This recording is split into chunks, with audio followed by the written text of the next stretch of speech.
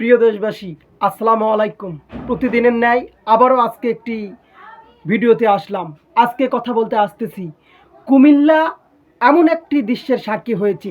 আপন চাচির সঙ্গে ভাতিজার পরকীয়া প্রেম। এই ঘটনাটি আরও 2 বছর আগেও ঘটেছিল, কিন্তু লোক লজ্জার ভয়ে বলা হয়নি। চাচা সবুজ আলী আবার প্রবাসে গেলে 2 বছর পর আবারও ওদের গ্রামবাসী তদন্ত করে তল্লাশি চালিয়ে, গ্রামের কিছু তো ভালো মানুষ থাকে, এরা কি এত এদের গভীর সম্পর্ক মানুষ বুঝতে পারে, তল্লাশি চালিয়ে চাচির ঘর থেকে আপত্তিকর অবস্থায় ধরে গতকাল রাতে চাচি এবং ভাতিজাকে বিবাহ দিয়েছেন। চাচি অন্তঃসত্ত্বা হয়েছিল।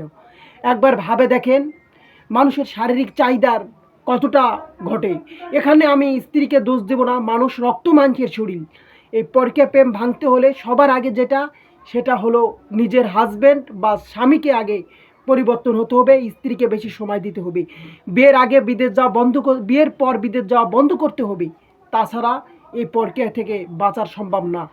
আপনারা দেখবেন পরকীয়া প্রেমের 99% পরকীয়া প্রেম স্বামী দূরে থাকার কারণেই ঘটে, আর 1% দূরচেত্রা নারীর কারণে ঘটে। যাদের স্বামী থাকার অবস্থার স্বামী কাছে থাকে পরকীয়া করে, সেটা আলাদা, সে খারাপ।